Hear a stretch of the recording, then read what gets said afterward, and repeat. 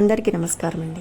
కేదార్ఘాట్లో పిండ ప్రదానాల కార్యక్రమం పూర్తయిపోయిన తర్వాత మా అందరినీ కలిసి మణికర్ణికా ఘాట్లో స్నానం చేయమని చెప్పారు పంతులు గారు.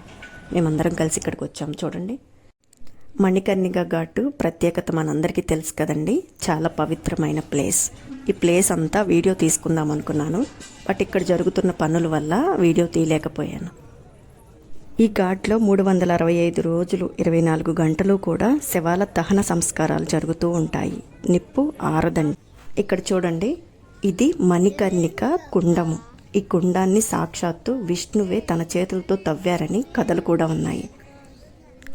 ఘాట్లో స్నానం చేసినట్లు ఈ మణికర్ణిక కుండంలో కూడా స్నానాలు చేసేవారట. మరి ఇప్పుడైతే ఏం లేదండి.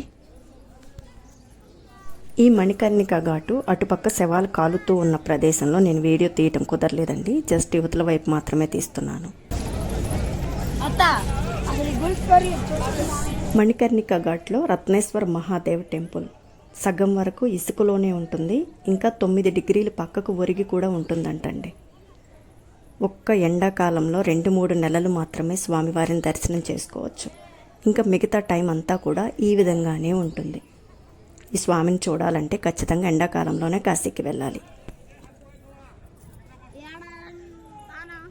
ఇక మేమందరం కలిసి ఈ రత్నేశ్వర మహాదేవ్ టెంపుల్ వైపు ఘాట్లో కిందకి దిగుతున్నాము, ఈ పక్కన స్నానాలు చేయటానికి.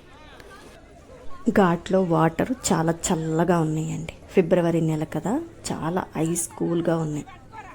ఈ మణికర్ణిక ఘాట్లో అపరాహ్న స్నానం అని చేస్తారండి. మధ్యాహ్నం 12 గంటల నుండి 1:15 వరకు చేసే స్నానాన్ని మణికర్ణిక అపరాహ్న స్నానం అంటారు. ఆ స్నానానికి చాలా విశిష్టత ఉంది. ఇక్కడ మేము ఉదయం వచ్చాం కదండి, అపరాహ్న స్నానానికి ముందే మామూలు స్నానాలు అయ్యాయి మాకు. ఇలా స్నానాలు అయిపోయిన తర్వాత మిగతా కార్యక్రమాలు పూర్తి చేసుకుని దర్శనాలకు బయలుదేరాము.